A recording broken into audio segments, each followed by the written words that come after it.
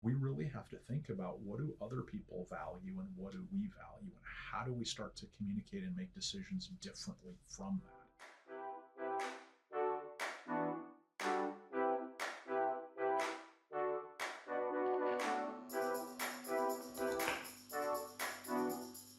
Hey, friends, and welcome back to the Build with BBB podcast. I'm your host, Casey Farmer, here with longtime friend and community member Mike Crandall of Sandler Training, Oklahoma. Today, we're going to be talking about how to sell to the modern buyer. And I think this is something a lot of our small businesses might be interested to know as you prep for 2025, what that looks like, how Sandler Training of Oklahoma might be able to give you a hand in that and provide some resources. So, welcome to the podcast, Mike. Happy to have Yeah. you. So, Casey, I'm so excited to be on your podcast.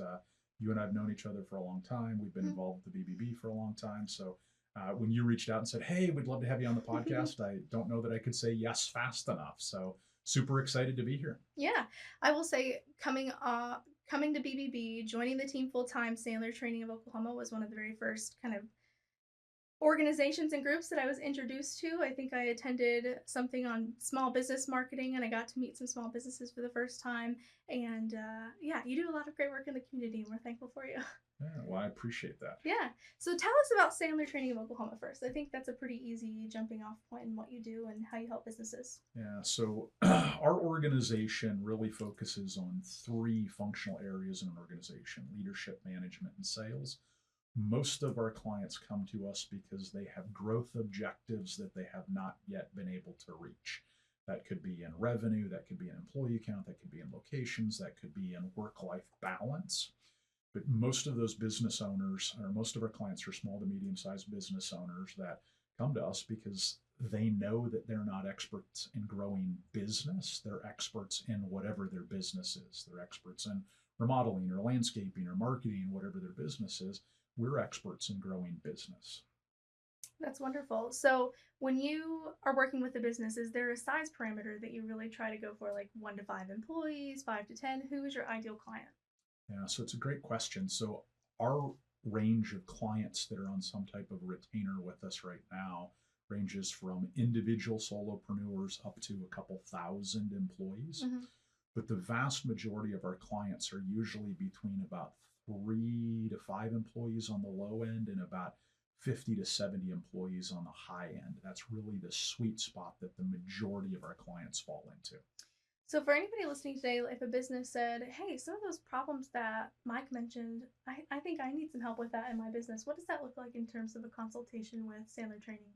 Yeah, so that's a great question. So, one of the things that I find is that most people have never actually bought outside business guidance like ours. And so, a lot of times, even figuring out what does that look like, how does that work is a challenge. So, it's also unfortunate that it's really easy to spend money on coaching, consulting, training, outside services that aren't any good. So, I always say that we take an approach kind of like buying something big. Very few people would buy a car without a test drive. Very few people would buy a house without walking through it and checking it out. So the very first step in our process is people just joining one of our public sessions as a guest. We've always got a guest pass, and I'll give you the link if you want to put that in the show notes where people can join. We've got a web page built that's just how do you fill out or how do you join us as a guest. It's a quick form to fill out, and then somebody from our team will visit with them and figure out what's coming up on the calendar that fits you best. After that, if you decide that, hey, this is the type of thing that could really support our business, where we're at and where we're going, then we typically schedule about a 1 hour meeting to determine what steps make the most sense next, based on size, based on growth objectives, based on potential investment options, and things like that. Mm. So you kind of mentioned it in your explanation of where businesses are, but I often see small businesses will bring in an outside person to do some kind of contract work with, whether it's a marketer, they're helping with sales or whatever it is, and they kind of get burned. What are some things that businesses can do to avoid that up front? You mentioned that you've kind of got this free offering, but what questions should they be asking? Sure.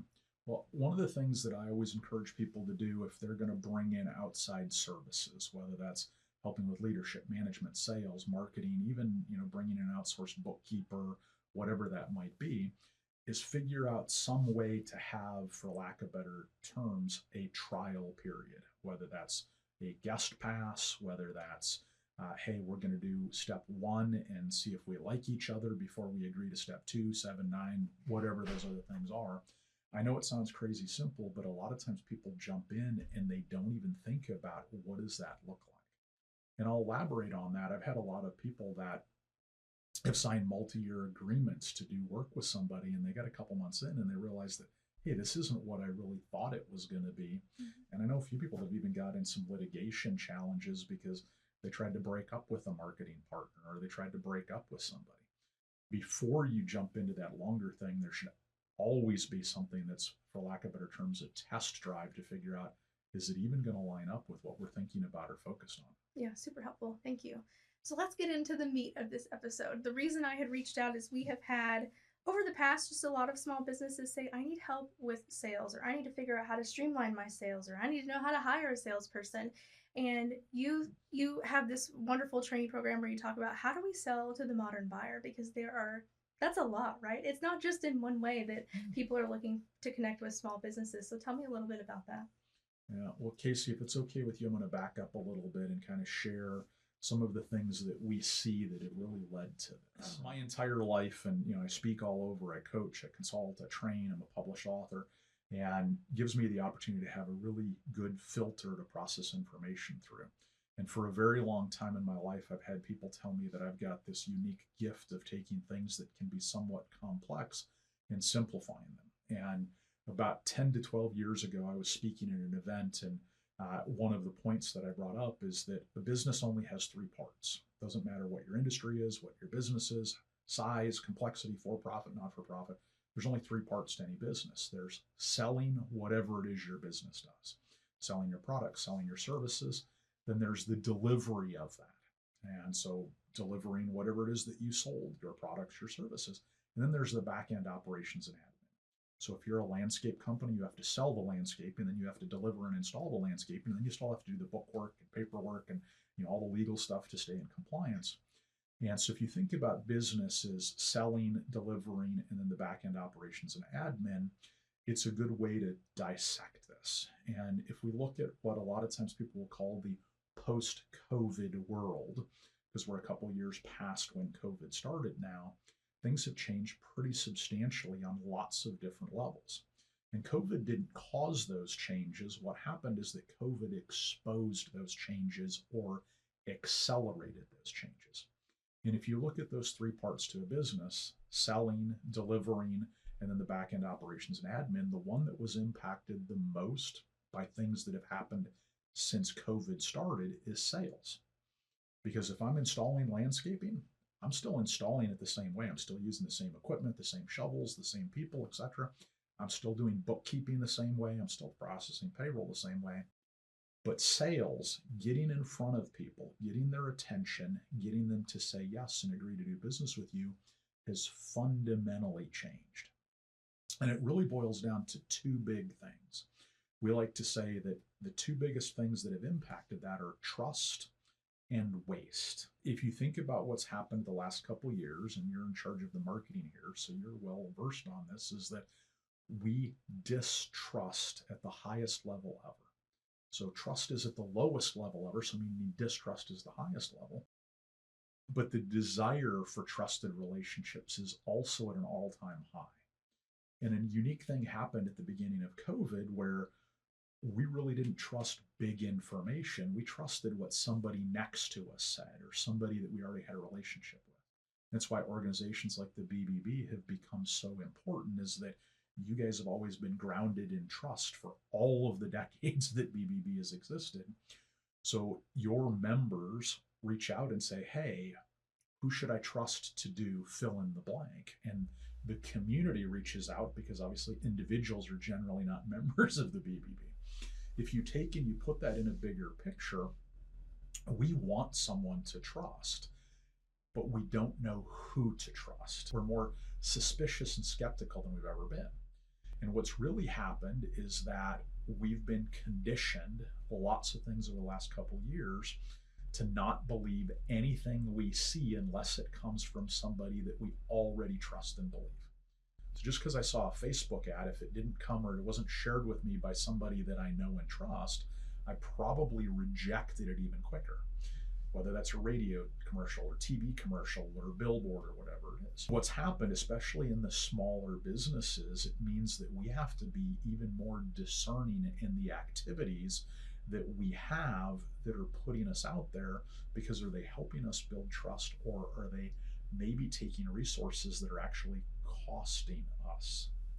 In what ways do you see small businesses make those mistakes in terms of, hey, that's not really helping your trustworthy reputation? It's interesting. Almost everybody, at least in our society, was raised with something along the lines from our parents or whoever raised us. Hey, if someone starts with trust me, run the other way. And we all laugh and giggle and grin just like you are right now. But if you watch the advertising that's happened by a lot of organizations the last couple of years, things like an organization you can trust or trusted since 1976 are actually higher than ever. And I see people, especially people that have advertising spending more and more and more to get less and less response, because they're trying to tell people to trust them through media versus relationships. And I'll give you a good example. I've got a client that they've been in business for 60 plus years. And in 2020 was the first time we ever had them really track cost per lead. We didn't start working with them until 2020, but it was a statistic they'd never tracked. And so they went back and they were able to look at 2019, and an actual paid lead for them was under $100 in 2019. In 2023, that was almost $1,000 for a paid lead. And every time they went back to the person who was selling them the marketing and advertising to do that, they said, well, you just need to spend more. And they realized that they were actually spending themselves in marketing and advertising almost out of business, because they were trying to build trust through electronic messaging versus face-to-face relationships. So that's something that your team does really well. You often see Sandler training, and you lead OKPSA. So tell me why or how a small business owner can start getting involved in the community in a way to build that kind of trust. Sure. Yeah. Well, one of the things that we say, and everybody kind of knows this on some level, and it's existed for a long time, but I will tell you it's really kind of skyrocketed, is just the phrase people buy from people, especially if it's something that's not a really low price commodity. Now, I might buy bottled water simply on price at a warehouse place or have it delivered to my business, but when you get into things like remodeling or marketing or all the things where you're going to have more than one conversation, like send me 3 cases of water, trust becomes more important. And what I find most small businesses aren't doing well, or need to not as well as they could be, is figuring out, how do I get around people that will say, hey, I trust you because. And so being involved in organizations, being involved in the community, being involved in places where people can get to build a relationship with you or the people on your team becomes crucial. And so if you're in a group, maybe it's the chamber, being part of the BBB or the OKPSA, which is the Oklahoma Professional Sales Association, are all great examples of that, because as the member of lots of different things, I get asked questions like this: Mike, hey, which member does fill in the blank? And I know when I answer that question that there's a really high percentage chance the sale is already completed, if there's actually a business need there. If there's not a business need, that's a different thing. But going out and meeting people, getting involved where people can go, hey, I know, fill in the blank name of person.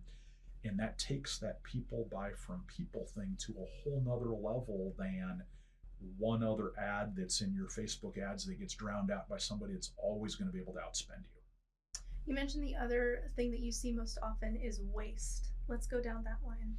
Yeah, so it's an interesting dynamic. So we're in a world where it's easier to waste time, energy, and money now than ever. But people want to waste time, energy, and money less than ever. And so when you start to think about it, and back to the example of maybe some advertising, I'm not saying all advertising is bad, but it's easy to waste money and not get the results that you want.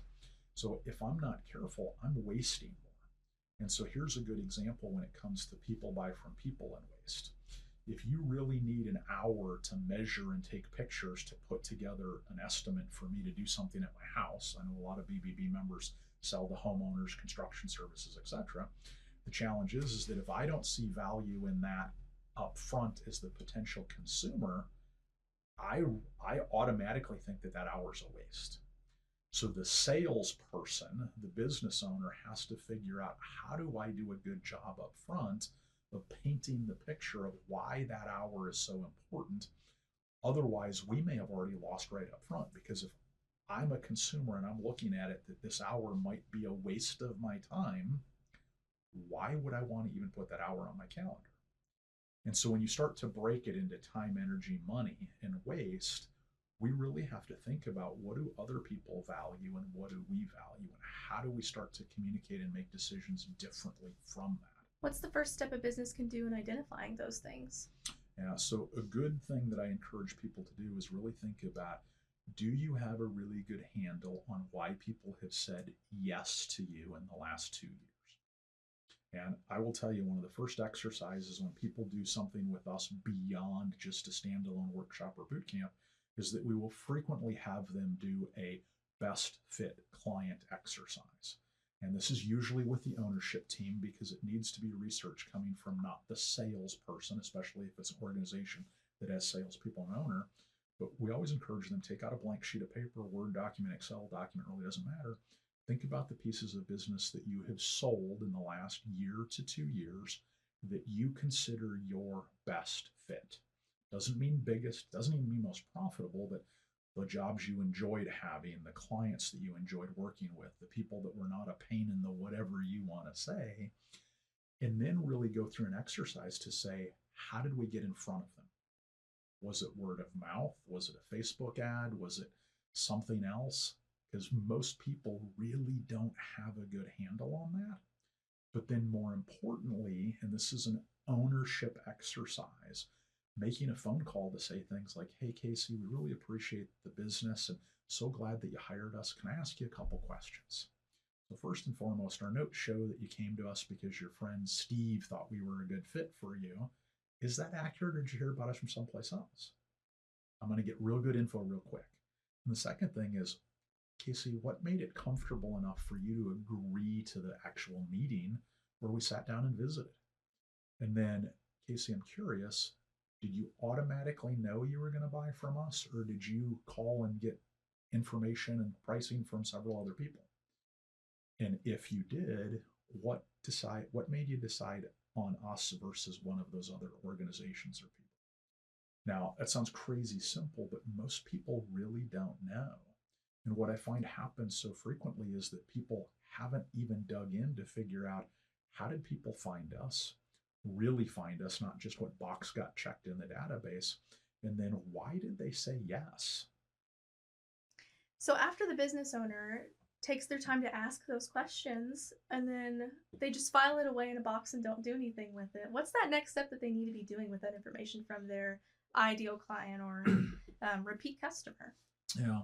So one of the things that we always encourage people to do is to take that data. If they're clients of ours, we're going to help them use that data to figure out, how do we refine our process?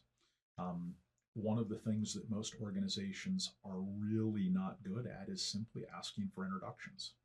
If you hired me to do something and you were happy, I kind of almost owe it to you to say, hey, who else has similar challenges or problems or things that they want? And when people do it, a lot of people don't do it. When they do it, they tend to make it awkward and uncomfortable. Hey, Casey, you got any referrals for me?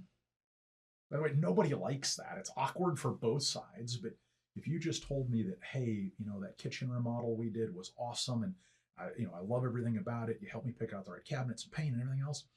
I should really be saying, Casey, who in your circle, professionally or personally, has also been talking about remodeling their kitchen that would appreciate, and I love the word introduction, to see if we can support them the same way we supported you on the remodel project. Mm-hmm. The challenge is that we don't get people talking about the good and the bad. And if we go back to people buy from people, I have to create that comfortable environment to get you to say yes and then make you happy. And then I should be asking for more in a comfortable way, not a creepy, get a card in the mail and say, hey, refer your friends to me way. Mm-hmm. The challenge that I find is that most people haven't really even defined sales well. Society and media, specifically TV and movies, paint a picture of sales that's really icky. If you think about movies you've seen or TV shows, salespeople are generally pushy and manipulative and cheesy and sleazy and things like that. And that still exists. And there's unfortunately still a lot of sales training that's what they help people think about. But sales is really just the art of exchanging information between people. In our most recent book that came out, which is actually titled How to Sell to the Modern Buyer, you can get it on Amazon, Kindle, all the different places that you buy books. But one of the things that we talk about in there is that the definition of sales today in the modern selling world is a conversation between adults to get to the truth. Now, that could be, hey, do you even need a quote on your insurance? Or are you just thinking you need a quote on insurance because you got a piece of paper yesterday saying insurance is tripling? Or whatever the business is. And what tends to happen is that we, as buyers or potential buyers, don't even bat an eye at lying to people that we think are trying to sell us something. But we don't do it in other circles. So if we reframe what buying and selling is to a conversation between adults to get to the truth, which, by the way, also fits in our personal lives an awful lot, because a question that I like to ask people is, what percentage of time do people tell you the truth, the whole truth, and nothing but the truth at work? By the way, nobody answers 100% to that. And then I ask them the same thing at home. And for people that have a significant other or kids or siblings or parents, that answer is never 100%. So we have to change our side of it because we can't change other people. So when someone calls up and says something like, hey, can you come give me an estimate? We need to approach that with a little bit of skepticism. Not that they're probably lying to us, but we really owe it to them to ask really good questions. Is that really what they need, or is that what they think they need? And I referenced landscaping earlier because it's one of the industries that it's so easy to get sucked into what we like to call unpaid consulting. Unpaid consulting is doing work, doing an estimate, a quote, bid, proposal, maybe samples, a demo without knowing what's going to happen. So if I'm a landscaper, I come to your house, I give you ideas and an estimate, and I have no idea whether you're going to say yes or no or not. That's really unpaid consulting. If I've already got a relationship with you and I know that you're going to say yes, you just need the design and the numbers to put it in your budget, that's a very different conversation. We can't change the other person, we can only change ourselves. So it really boils down to, do we know why people say yes to us and why they say no to us? And that sounds crazy simple, but most people don't. So when people engage our services, we really help them dig into, why do you get yeses and why do you get nos? And how do you change that dynamic? Because we can't change the other person in the equation.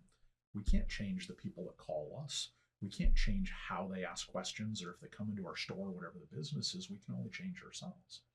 And the easiest way to change that dynamic is to start with gathering information versus dispensing it. Traditional sales works like this.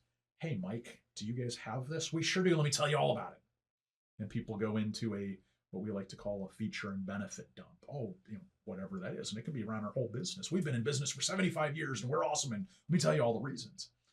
And because trust and waste, people back away from that faster than ever because they're like, ooh, if the first 10 seconds was uncomfortable, what's the next 10 minutes or 10 days or 10 weeks of working with them going to be like? But when we can change our approach to say, hey, I'm more than happy to visit with you. Let me start with a couple of questions. And that sounds crazy simple, but psychology will tell us that most of us, our entire lives, we've been conditioned to answer questions, not ask them. If we don't have 100% clarity on why people say yes or why people say no, we should not hire salespeople yet. Because how do I even know what I need to condition them to do? So once I know why people say yes or why people say no, then I can really look at a sales growth plan, whether it involves me, whether it involves people on our team, whether it involves new people, new salespeople, maybe new sales leaders. Because if I have clarity on why we win and why we lose, and how I can pivot that. Now I can figure out the type of people that I want. I will share with you that one of the greatest mistakes I see people making is they hire too early because they don't have those things figured out.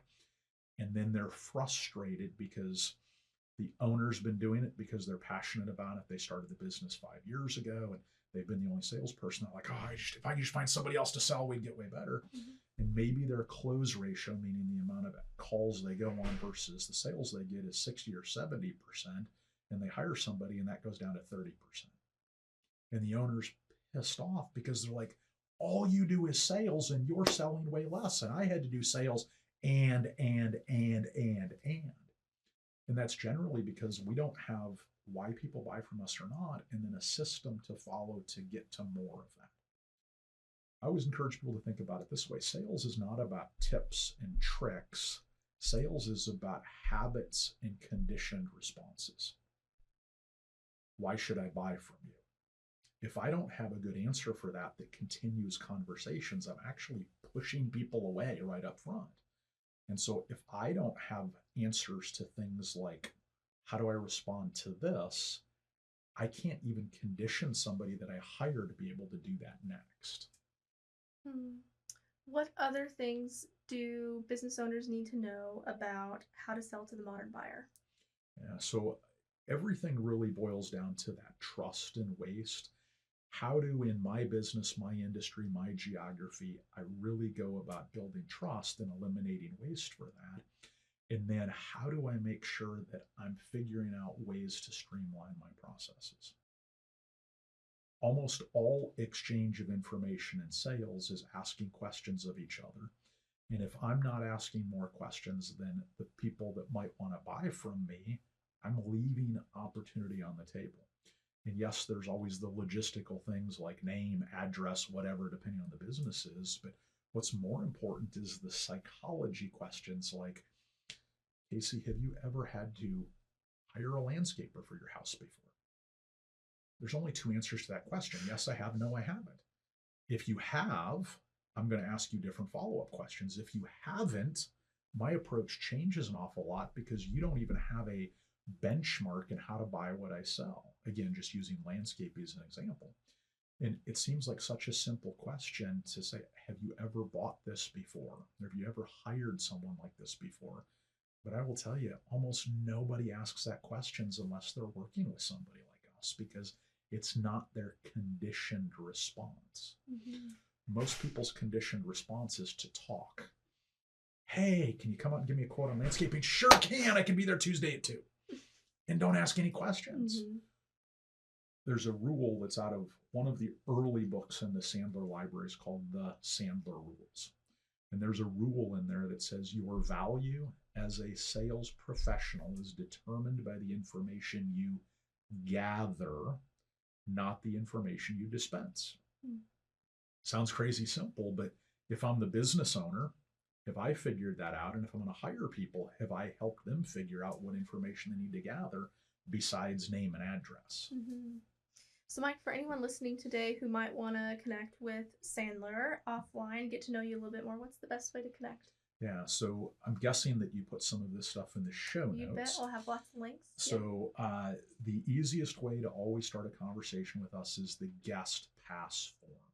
And I'll get that to you so you can put that in the show notes. Because if somebody fills that out, it allows us to start a conversation to figure out, hey, what's going on in your business, and let's figure out what sessions. And one of the things that's an interesting byproduct of the post-COVID world is that all of the things we deliver publicly now, we deliver blended, room and Zoom simultaneously. So whether you're here in Metro Oklahoma City or Central Oklahoma and you want to come in person, or whether you're a little bit farther away and you want to join on Zoom, we can do that.